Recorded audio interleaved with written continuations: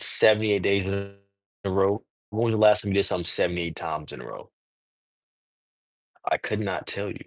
I do not know. Oh, I think I've done 80 push-ups in a row. So I got 2 more days left until my record is broken. Um, welcome, 78. Day 78. Day 78, chat. Day 78. 78 days in a row. Let me give me time to go check the date of today. We're on the 18th today. Today we're gonna be reading from March 18th. Give me 1 second to get to my page. So welcome, welcome. Happy Sunday to you. Happy Sunday to you. And welcome to our daily read. Thank you. Thank you, honey. Day 78. Day 78. Um, Today we're going to be reading from Numbers 26:52 through 28, ending on verse 15. Then I'm going to follow that up with Luke 3:1 through 22. And then we're going to wrap up our night with Psalms 61 through 1 through 8, and then Proverbs 11:16 through 17. It's day 78, chat. Welcome and thank you for joining me. And without further ado, uh, let's get into our chapter for tonight. So we're going to start with Numbers 26:52 to 28, ending on verse 15. And so then the Lord said to Moses, divide the land among the tribes and distribute the grants of the land in proportion to the tribes' populations, as indicated by the number of names on the list. Give the larger tribes more land and the smaller tribes less land, each group receiving a grant in proportion to the size of its population. But you must assign land by lot and give land to each ancestral tribe according to the number of names on the list.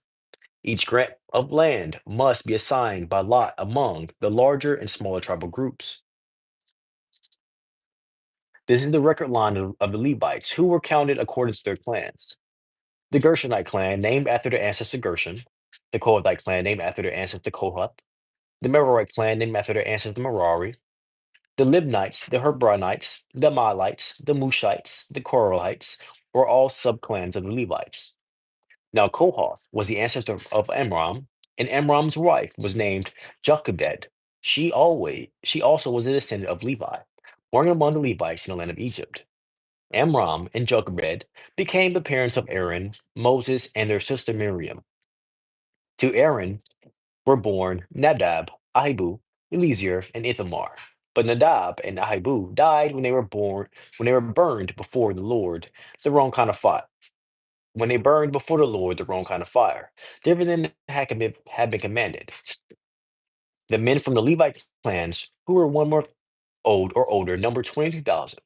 But the Levites were not included in the registration of the rest of the people of Israel because they were not given an allotment of land when it was divided among the Israelites. So these are the results of the registration of the people of Israel as conducted by Moses and Eleazar the priest on the plains of Moab, beside the Jordan River, across from Jericho. Not one person on this list has been among those listed in the previous registration taken by Moses and Aaron in the wilderness of Sinai. For the Lord had said of them, they will all die in the wilderness. Not one of them survived except Caleb, son of Jephunneh, and Joshua, son of Nun. One day a petition was presented by the daughters of Zehelabad, Mahlah and Noah, Haglah, Milcah, and Tirzah. Their father, Zophad, was a descendant of Heper, son of Gilead, son of Machir, son of Manasseh, and son of Joseph. These women stood before Moses, Eleazar the priest, the tribal leaders, and the entire community at the entrance of the tabernacle. Our father died in the wilderness, they said. He was not among Korah's followers who rebelled against the Lord. He died because of his own sin, but he had no sons. Why should the name of our father disappear from his clan just because he had no sons? Give us property along with the rest of our relatives. So Moses brought this case before the Lord, and the Lord replied to Moses, the claim of the daughters of Zelophehad is legitimate.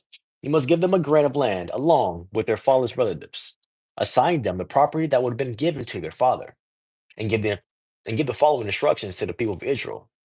If a man dies and has no son, to give his inheritance to his daughters. And if he has no daughter either, transfer his inheritance to his brothers. If he has no brothers, give his inheritance to his father's brothers. But if his father has no brothers, give his inheritance to the nearest relative in his clan. This is the legal requirement for the people of Israel, just as the Lord had commanded Moses. One day the Lord said to Moses, "Climb one of the mountains east of the river, and look out over the land I have given the people of Israel. After you have seen it, you will die, like your brother Aaron, for you both rebelled against my instructions in the wilderness of Zin. When the people of Israel rebelled, you failed to demonstrate my holiness to them at the waters. These are the waters of Meribah at Kadesh, in the wilderness of Zin." Then Moses said to the Lord, "O Lord, you are the God who gives breath to all creatures. Please appoint a new man as leader for the community. Give them someone who will guide them wherever they go and will lead them into battle. So the community of the Lord will not be like sheep without a shepherd." The Lord replied, "Take Joshua, son of Nun, who has a spirit in him, and lay your hands on him. Present him to Eleazar, the priest, before the whole community, and publicly commission him to lead the people. Transfer some of your authority to him so the whole community of Israel will obey him. When direction from the Lord is needed, Joshua will stand before Eleazar the priest, who will use Urim, one of the sacred lots, cast before the Lord to determine his will. This is how Joshua and the rest of the community of Israel will determine everything they should do. So Moses did as the Lord commanded. He presented Joshua to Eleazar the priest and the whole community. Moses laid his hands on him and commissioned him to lead the people, just as the Lord had commanded through Moses.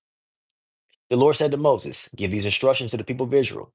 The offerings you present as special gifts are as pleasing aroma to me. They are my food. See to it that they are brought at the appointed times and offered according to my instructions. Say to the people, this is the special gift you must present to the Lord as your daily burnt offering. You must offer two 1 year old male lambs with no defects. Sacrifice one lamb in the morning and the other in the evening. With each lamb, you must offer a grain offering of 2 quarts, of choice flour mixed with 1 quart of pure oil of pressed olives. This is the regular burnt offering instituted at Mount Sinai as a special gift, a pleasing aroma to the Lord. Along with it, you must present the proper liquid offering of 1 quart of alcoholic drink with each lamb, poured out in the holy place as an offering to the Lord. Offer the second lamb in the evening with the same grain offering and liquid offering. It, too, is a special gift, a pleasing aroma to the Lord. On the Sabbath day, sacrifice two 1 year old male lambs with no defects. They must be accompanied by a grain offering of 4 quarts of choice flour moistened with olive oil and a liquid offering. This is the burnt offering to be presented each Sabbath day, in addition to each regular burnt offering and its accompanying liquid offering. On the first day of each month, present an extra burnt offering to the Lord of two young bulls, one ram, and one 7 year old male lamb, all with no defects. These must be accompanied by grain offerings of choice flour moistened with olive oil, 6 quarts with each bull, 4 quarts with the ram, and 2 quarts with each lamb. This burnt offering will be a special gift, a pleasing aroma to the Lord.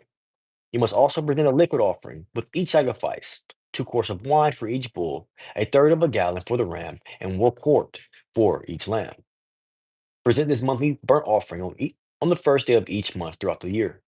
On the first day of each month, you must also offer one male goat for a sin offering to the Lord. This is in addition to the regular burnt offering and its accompanying liquid offering. In chat, that is the end of our read tonight from Hey, what's up, Brett? Is one way to put it. Thank you. And that is our read tonight from Numbers 26, 52 to 28, ending on verse 15. And now, chat, let's get into Luke 3, 1 through 22. And thank you for the like. It was now the 15th year of the reign of Tiberius, the Roman emperor. Pontius Pilate was the governor over Judea. Herod Antipas was the ruler over Galilee. His brother Philip was the ruler over Iturea, and Trachonitis. Lysanias was ruler over Abilene. Annas, Caiaphas, Annas and Caiaphas were the high priests at the same time. A message from God came to John, son of Zechariah, who was living in the wilderness. Then John went from place to place on both sides of the Jordan River, preaching that the people should be baptized to show that they had repented on their sins and turned to God to be forgiven. Isaiah had spoken of John when he said, "He is a voice shouting in the wilderness, prepare the way for the Lord's coming, clear the road for him. The valleys will be filled, and the mountains and hills made level. The curves will be straightened, and the rough places made smooth. And then all people will see the salvation sent from God." When the crowds came to John for baptism, he said, "You brood of snakes, who warned you to flee the coming wrath? Prove by the way you live that you have repented of your sins and turned to God. Don't say to each other, 'We're safe.' for we are descendants of Abraham. That means nothing. For I tell you, God can create children of Abraham from these very stones. Even now, the axe of God's judgment is poised, ready to sever the roots of the trees. Yes, every tree that does not produce good fruit will be chopped down and thrown into the fire. The crowds asked, what should we do? John replied, if you have two shirts, give one to the poor. If you have food, share with those who are hungry. Even corrupt tax collectors came to be baptized and asked, teacher, what should we do? He replied, collect no more taxes than the government requires. What should we do? Asked some shoulders. John replied, don't distort money or make false accusations, and be content with your pay. Everyone was expecting the Messiah to come soon, and they were eager to know whether John might be the Messiah. John answered their questions by saying, I baptize you with water, but someone is coming soon who is greater than I am. So much greater that I'm not even worthy to be his slave and untie the straps of his sandals. He will baptize you with the Holy Spirit and with fire. He is ready to separate the chaff from the wheat with his winnowing fork. Then he will clean up the threshing area, gathering the wheat into his barn, but burning the chaff with never-ending fire. John used many such warnings as he announced the good news to the people. John also publicly criticized Herod Antipas, the ruler of Galilee, for marrying Herodias, his brother's wife, and for many other wrongs he had done. So Herod put John in prison, adding this sin to his many others. One day, when the crowds were being baptized, Jesus himself was baptized. As he was praying, the heavens opened, and the Holy Spirit in bodily form descended on him like a dove. And a voice from heaven said, you are my dearly loved son, and you bring me great joy. And chat, that is the end of our read. Hey, what's up, Cash? How you doing, bro? How you doing, bro? Hey, welcome, as always, bro. And that is the end of our read tonight, chat, from Luke 3:1 through 22. Now let's get into Psalms 61, 1 through 8. Oh God, listen to my cry. Hear my prayer from the ends of the earth. I cry to you for help. When my heart is overwhelmed, lead me to the tower and rock of safety. For you're my safe refuge, a fortress where my enemies cannot reach me. Let me live forever in your sanctuary, safe beneath the shelter of your wings. For you have heard my vows, O God. You have given me an inheritance reserved for those who fear your name. Add many years to the life of the king. May his years span the generations. May he reign under God's protection forever. May your unfailing love and faithfulness watch over him. Then I will sing praises to your name forever as I fulfill my vows each day. And chat, that is the end of our read. Oh, shucks, I was late. It's all good, bro. That is the end of our read from Psalms 61, 1 through 8. And now Proverbs 11, 16 through 17. A gracious woman gains respect, but ruthless men gain only wealth. Your kindness will reward you, but your cruelty will destroy you. Let's read it one more time. A gracious a gracious woman gains respect, but ruthless men only gain wealth. Your kindness will reward you, but your cruelty will destroy you. And now, a voice in the wilderness. Oops. A voice in the wilderness. Moses heard the voice of God while the Israelites wandered through the wilderness. Moses became the voice of God in the wilderness. John the Baptist was a voice shouting in the wilderness. Luke 3, 4. If you take the time to look at all that is going on in our world today, you could call it the wilderness full of darkness and difficulties everywhere. God needs many voices in the wilderness of our day. Each of us can be such a voice. When someone is struggling to understand God amid painful struggles, be God's wilderness voice. Let's read it one more time. A voice in the wilderness. Moses heard the voice of God while the Israelites wandered through the wilderness. Moses became the voice of God in the wilderness. John the Baptist was a voice shouting in the wilderness. Luke 3, 4. If you take the time to look at all what is going on in the world today, you can call it a wilderness full of darkness and difficulties everywhere. God needs many voices in the wilderness of our day. Each of us can be such a voice when someone is struggling to understand God amid painful struggles. Be God's wilderness voice.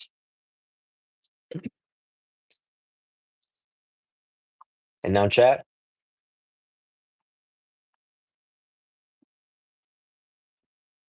let's ask for wisdom, and clarity.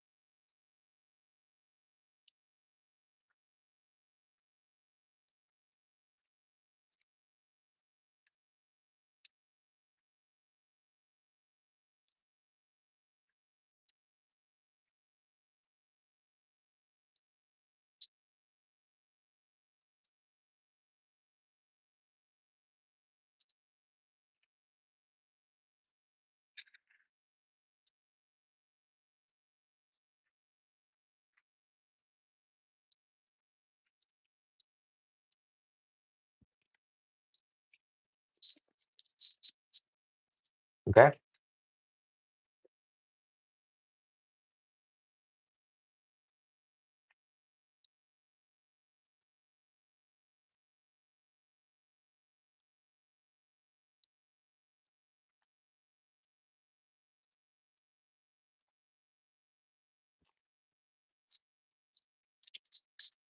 This is where we're going to start, but I know how we're going to finish. Okay. So now in Numbers 26:52 to 28, we learned one thing tonight, right? Hey, do you go to church court? Yeah, for sure, bro. Hey, what's up? Hey, what's up, just another? Welcome to the stream, bro. How you doing? Um, but okay, from Numbers 26:52 to 28, ending on verse 15. This is what we learned today, right? So Moses, um, the leader of the people of Israel for a while there, even he, right? We learned today that even he didn't make it to that land. Um, this shows you what we talked about before. God has no respect of person, right? You would think that the person who had been leading this whole time would have been able to get to that place. But he showed, even through all the miracles that God worked through him specifically, when God asked him specifically to talk to him, that he still had hesitance, even to do some of the things God asked him to do. And in that, with that hesitance, he was held out of that place, right? Um, so let's not be blind. Not we don't want to call Moses blind, but let's not be hesitant with with what God asked us to do, you know, um, because we don't want to be left out of that place. We all know what place we're trying to go to. Well, we all know where we want to end at, right? Um, when our story is written, right? So let's not be left out of our place by being hesitant when God has already performed so many miracles for us in the first place, right? You've already had a bunch of miracles. Why do you need to see so many more? You know, you've already had a bunch of miracles. Why do you need to see so many more before you believe, right? Um, Could you not see how could you not see how God would feel some type of disrespect from that? When you've already had so many miracles, but you still need to see so many more miracles, right? Uh, so we saw today that even Moses himself was left out because he was hesitant. Um, I'm not saying that's the end of that. Your hesitance is the end for you, um, but let's not be that. You've already had so much. You've already witnessed so much. You know, you've already witnessed so much. Why do you need so much more? And at the end of the day, that can come off as something that you don't want it to be. So that was from my work. I met I work from the day from Numbers 26:52 to 28, and then on verse 15. We're not going to go through all of our words today. I just want that's how I wanted to start it. Um, and this is how we're going to finish. A gracious woman gains respect, but ruthless men gain only wealth. Your kindness will reward you, but your cruelty will destroy you. We talked about this for the past couple of days, and this keeps coming up. So, um, the path of the heart, right? If you remember what we talked about for about probably the past 3 to 4 days, um, in our one year Bible reads, right? The path of the heart, right? The path of loving your neighbor, right? Of the only path, to be completely honest. I mean, there are options. There is two there. There are two options you can take, but one leads you to only gain wealth, right? And then with any of your cruelty is destroying you, right? Because you become a tyrant if you take this path, right? Um, but the other path, a gracious woman gains respect. Your kindness will reward you, right? You take that if you take the path from from the spirit to the heart and then to the mind, to the land, right? You gain that love in the process. You gain that wisdom in the process. You gain that clarity in that process, right? That the only real avenue, the only real way to take this, right, is through loving your neighbor, is through the only thing that God asked you to do, right? Because truly that is the only thing God asked you to do. God asked you to love your neighbor because you can't love God unless you love your neighbor. God is your neighbor, right? You can't love God unless you love your neighbor. So, um, taking the path of love in this situation, right? Taking the path of compassion in the situation, because I mean, being taking the straight path from the spirit straight to the mind, you you'll end up a tyrant. I'm telling you, you'll end up a tyrant. You'll end up feeling like that you're better than other people. And what does that do? Ruthless men only gain wealth, and your cruelty will destroy you. You know, ruthless men only gain wealth, and your cruelty will destroy you. So unless you want to end up, I mean, it'll seem cool in the moment. It'll seem very cool in the moment. Right, I learned how to do this and this and this. Let me go start using my abilities against my neighbor, against my friend, against my loved ones. Let me go start abusing the people that I care about because I found out I can do this, right? No, don't don't do that. What does that do? It's right here. Ruthless men only gain wealth, and your cruelty will destroy you. You know? Ruthless men only gain wealth, and your cruelty will destroy you. So let's not be destroyed by that. Let's not take the the way of the wicked. Let's take the way that God asked us to take. Let's love our neighbor. So let's take the path of love. Let's take from the spirit as the great triangle, as the great pyramids. I need to grow. I need to draw this out because if you don't take the path of the heart, you'll miss the point, right? If you don't take the path of the heart, you'll miss the point. So let's meet in the middle. You feel me? Let's meet in the middle. Let's take the Great Pyramid. Do you see the symbolism here? You feel me? Do you see the symbolism of the Great Pyramids? Hey, what's up, basketball brother? Welcome back to the stream, bro. Do you see the symbolism though? You feel me? And this keeps coming up. It's the past three reads have come up, right? Did I sleep on the couch? Nah, I slept in my bed, brother. Oh, that's funny. Oh man. But let's meet in the middle here, man. You feel me? Because that's the only way. That is the only way. Now, I said that you can take this path, but that's not an option here, not in this community. That's not an option here. Let's meet in the middle, man. Let's see the symbolism, the great art that is what we live, where we live, the great artistry that is where we live, right? And let's meet in the middle, because that is the only path. So a gracious woman gains respect, and your kindness will reward you. A ruthless man only gains wealth, and his cruelty will destroy him. You know? So let's just meet in the middle. Let's see the art. Let's see the great art that we live in, you know, and take that path. Let's see what the Great Pyramid could do for us. You feel me? Let's see what that meant. What you see what that truly meant there. Um, and let's take that path because that's the only way. That's seriously the only way. Um, uh, and that's the only way for anybody in my community. Um, so I implore you to love your neighbor, to have love for everybody that you meet. You feel me? Because that is truly the only way. Um, so that's what we're going to end today's reading. Because if you don't take the path of the heart, you'll miss the point. If you don't take the path of the heart, you'll miss the point. And that's how we're going to end today's read, chat. Thank you for joining me. Thank you for joining me on day 78 in a row. We're doing this for 365 days. Thank you for joining me. Thank you for subscribing. Thank y'all for turning in on your notifications. Thank y'all for sharing the content. And thank y'all for liking the streams and being a part of the community and showing up for me. And let's hit this outro. We all got that limitless for baby. I appreciate you. I might even love you, but I'm for sure glad you woke up today. And thank you for joining me again on another stream on the channel for day 78. And I hope to see you for day 79. Peace. Oh, ooh.